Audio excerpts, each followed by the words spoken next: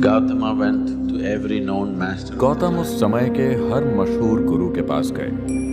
उनकी बौद्धिक क्षमता और ज्ञान पाने की लालसा इतनी तीव्र थी कि जो चीज समझने में बाकी लोगों को सालों लग जाते थे वो कुछ हफ्तों में ही सीख लेते थे।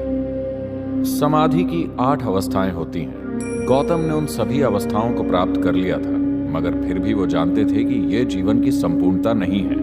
उनके अंदर अब भी ज्ञान पाने की तीव्र इच्छा थी। जब सारे उपाय बेकार हो गए तो उन्होंने अंतिम मार्ग का सहारा लिया, जिसे समाना कहते हैं। समाना साधकों के जीवन के सबसे मूलभूत पहलुओं में से एक ये है कि वो कभी भोजन नहीं मांगते, बस चलते रहते हैं, चलते रहते हैं। गौतम ने इस मार्ग को इतनी कठोरता से अपनाया कि वो उस दिशा में नहीं जाते थे जिधर भोजन मिलने की संभावना होती थी। वो बस सीधा चलते थे। इस प्रक्रिया में उन्होंने अपने शरीर को इतना नष्ट कर लिया, वो इतने कमजोर हो गए कि वो बस हड्डियों का ढांचा बनकर रह गए। वो कभी भोजन की तलाश में नहीं जाते थे। उन्हें जब भोजन दिया जाता था तभी खाते थे। एक दिन वो नीरांजना नदी के तट पर पहुंचे, जो 2 फुट गहरी एक छोटी सी धारा थी और उसका प्रवाह थोड़ा तेज था। उन्होंने धारा को पार करने की कोशिश की। आधी दूरी पर वो आगे बढ़ने में असमर्थ हो गए। उनके शरीर में और शक्ति नहीं थी। वहां एक पेड़ की टूटी हुई टहनी थी जिसे उन्होंने पकड़ लिया। पता नहीं वो कितनी देर तक वहां खड़े रहे। शारीरिक कमजोरी की वजह से उन्हें वो समय बहुत लंबा लगा होगा।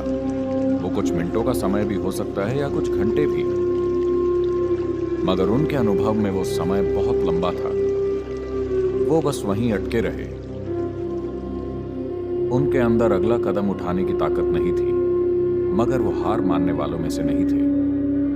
अचानक उन्हें एहसास हुआ कि उनकी समस्या ये है कि वो आत्मज्ञान को पाने की कोशिश कर रहे हैं। वो आत्मज्ञान को खुद के साथ घटित होने नहीं दे रहे, वो उसे प्राप्त करने की कोशिश कर रहे हैं। वो एक असीम अनंत आयाम को पाने की कोशिश कर रहे हैं। फिर वो शून्य हो गए। अचानक उनके अंदर नदी पार करने के लिए कुछ कदम आगे बढ़ाने की ताकत आ गई।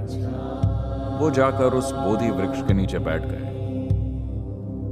वहां बैठकर उन्होंने निश्चय किया, मैं यहीं बैठूंगा। या तो मैं आत्मज्ञान प्राप्त कर लूंगा या यहीं प्राण त्याग दूंगा। मैं यहां से नहीं उठूंगा। और वो बैठ गए। पूर्णिमा का चंद्र उग रहा था और उन्होंने परम ज्ञान प्राप्त किया और परमानंद की अवस्था में वहां बैठे रहे।